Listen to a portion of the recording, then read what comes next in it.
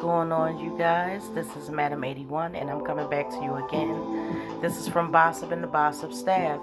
It seems that we have some new evidence in regards to the assassination of Malcolm X, and the title of this article says Malcolm X's family alleged that the NYPD and FBI played a role in his death, demands reopening of the murder investigation. Today marks the 56 years since Malcolm X was gunned down at a New York's Audubon Ballroom. According to the family of the late civil rights icon, however, there's much more to be uncovered surrounding his death, and his murder investigation should be reopened. Like many people, Malcolm X's family suspected that the bigger forces were at play when he was killed on February the 21st, 1965. In fact, they believe that the New York Police Department and the FBI played a role in his death, aka assassination. The group is pointing to a letter written by a deceased NYPD officer as key evidence to bolster their claims. So this is technically new evidence.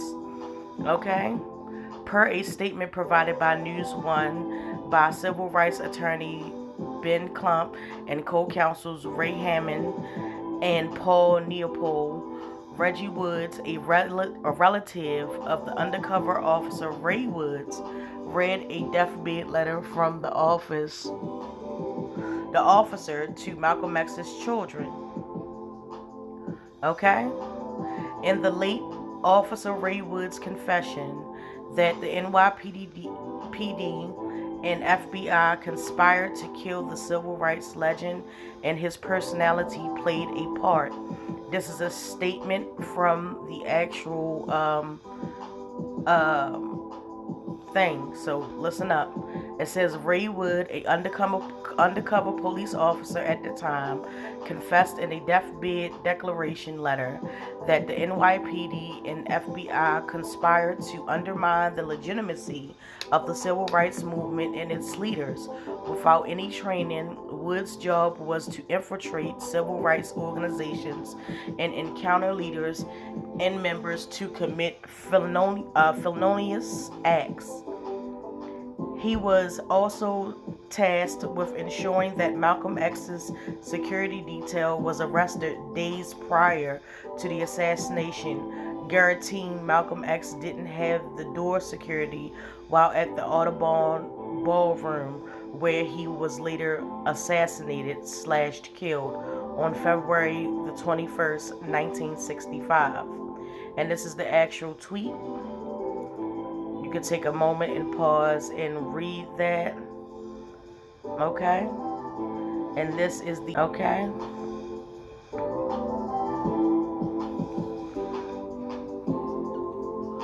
And this is the letter.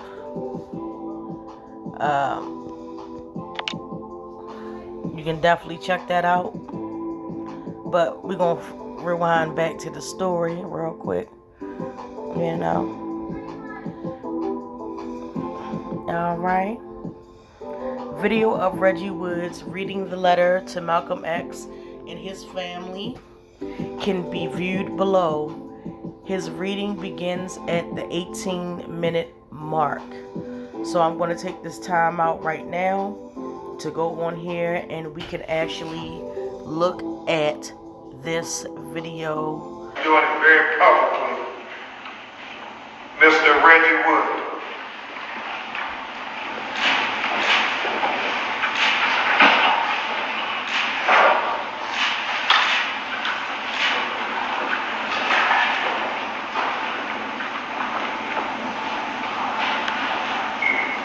Good afternoon.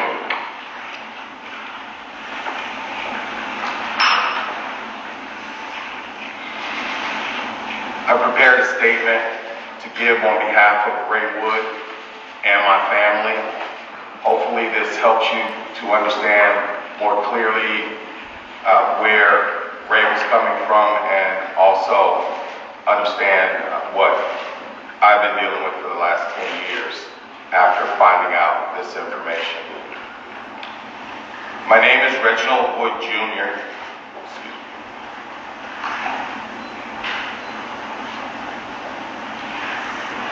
I am the cousin of Raymond A. Wood, who was a black undercover New York City police officer in the 1960s.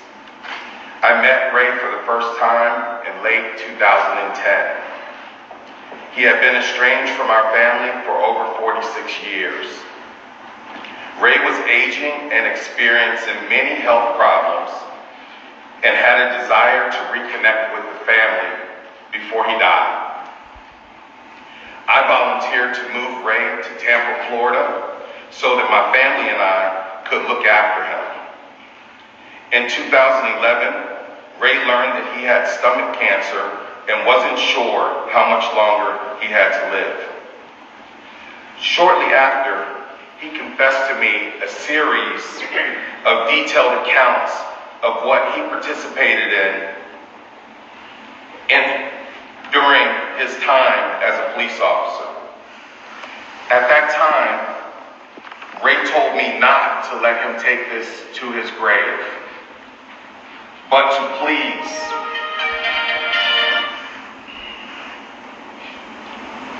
wait until he passed away to come forward with this information. By 2012, his cancer had gone into remission, and he lived until November 24th, 2020. For 10 years, I have carried this confession secretly in fear of what could happen to my family and myself if the government found out what I knew. He lived in constant fear for over 46 years, worried about what the NYPD and the FBI would do to him and his family if he had told the dark secrets that he had held that helped destroy black leaders and black power organizations. After Ray's passing, I found a confession letter that Ray had written and mailed to my father back in 2011. This letter details the FBI, and the NYPD's involvement in the assassination of Malcolm X, and how he was forced to betray his people. This letter helps me to understand the pain and guilt that Ray felt for the last 55 years. He conspired to help the NYPD assassinate Malcolm X. The false arrests and wrongful convictions of several leaders of CORE and the wrongful arrest of Black Panther members, including Tupac Shakur's mother, Afeni Shakur, which led to her giving birth to Tupac in prison. Unsure how to release this information and keep my family safe, I reached out to attorney Ben Crump, who advised me to place everything that I knew, along with this letter, into a factual memoir and publish it. By making this information available to the world, everyone will know at the same time, and I will no longer have anything to hide, nor can the government quiet me. On behalf of Ray, he wanted the world to know that he is deeply sorry. I hope that this information helps the Shabazz family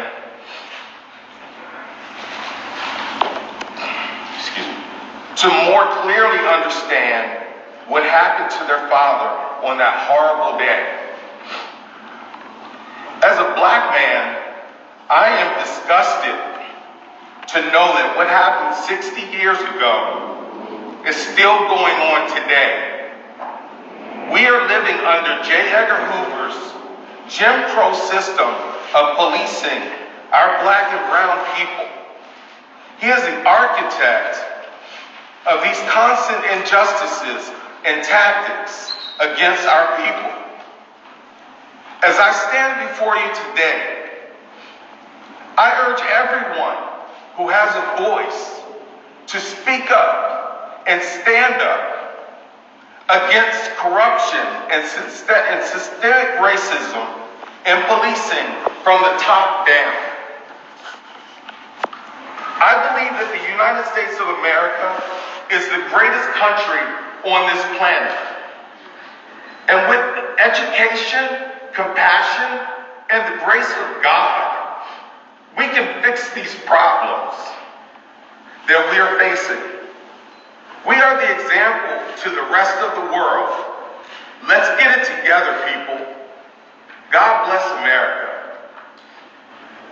I am now going to give a copy of this letter to the Shabazz family. I intend to give a copy of this letter to Khalil Saeed's family, Walter Bowe's family, Thomas Johnson's family, Herb Collander's family, and Afeni Shakur's family.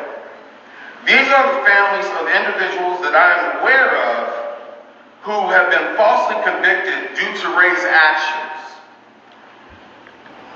I know that there are others that were part of the Panther 21 trial. For 10 years, I've lived with this burden of this secret. I am relieved that I am able to share this truth with the world today. Before I give this letter to the daughters here, I will read the dying declaration letter of Ray Wood.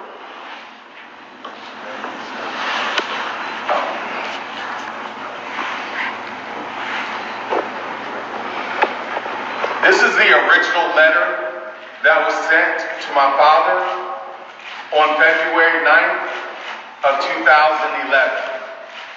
I'm going to read a copy. I preserved it for the district attorney and whoever needs this for the court case to be able to exonerate the people that Ray was concerned that had been convicted because of his actions.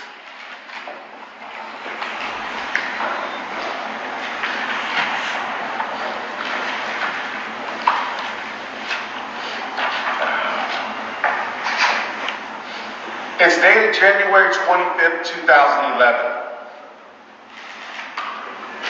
I, Raymond A. Wood, being of sound mind and body, wish to confess the following. I was a black New York City undercover police officer from April 1964 through May of 1971. I participated in actions that in hindsight were deplorable and detrimental to the advancement of my own black people. My actions on behalf of the New York City Police Department, BOSSI, were done under duress and fear that if I did not follow the orders of my handlers, I could face detrimental consequences. Presently, I am aging with failing health. Recently, I have learned of the death of Mr. Thomas Johnson and are deeply concerned that with my death, his family will not be able to exonerate him after being wrongfully convicted in the killing of Malcolm X. The facts are as follows. April 17, 1964, I was hired by the New York City Police Department. Without training, I was immediately assigned to the BOSSI investigation unit. After witnessing repeated brutality at the hands of my co-workers, in parentheses, police, I tried to resign. Instead, I was threatened with arrest by penning marijuana and alcohol trafficking charges on me if I did not follow through with the assignments. Under the direction of my handlers, I was told to encourage leaders and members of the civil rights groups to commit felonious acts. The Statue of Liberty bombing idea was created by my supervisor slash handler. Using surveillance, the agency learned that Bo and Saeed were key players in Malcolm X's crowd control security detail. It was my assignment to draw the two men into a felonious federal crime so that they could be arrested by the FBI and kept away from managing Malcolm X's Audubon Ballroom door security on February 21st, 1965. On February 16th, 1965, the Statue of Liberty plot was carried out and the two men were arrested just days before the assassination of Malcolm. At that time, I was not aware that Malcolm X was the target. On February 21st, 1965, I was ordered to be at the Audubon Ballroom, where I was identified by witnesses while leaving the scene. Thomas Johnson was later arrested and wrongfully convicted to protect my cover and the secrets of the FBI and the NYPD. I had placed my full confession into the care of my cousin, Reginald Wood, Jr. I have requested this information be held until after I have passed away. It is my hope that this information is received with the understanding that I have carried these secrets with a heavy heart and remorsefully regret my participation in this matter. Raymond A. Wood.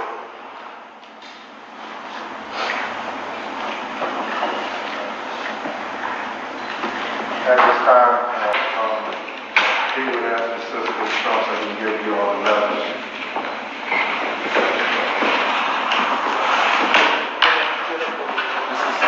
This is a letter, a copy of the letter, and also a detailed account as rated 2018.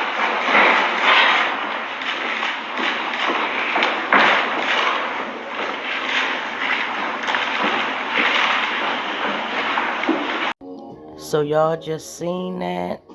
Y'all seen the video. Y'all got the first half. Now here's the second half. In light of this latest development, the NYPD has released a statement Saturday saying several months ago the Manhattan District Attorney initiated a review of the investigation and prosecutions that resulted in 2 convictions for the murder of Malcolm X.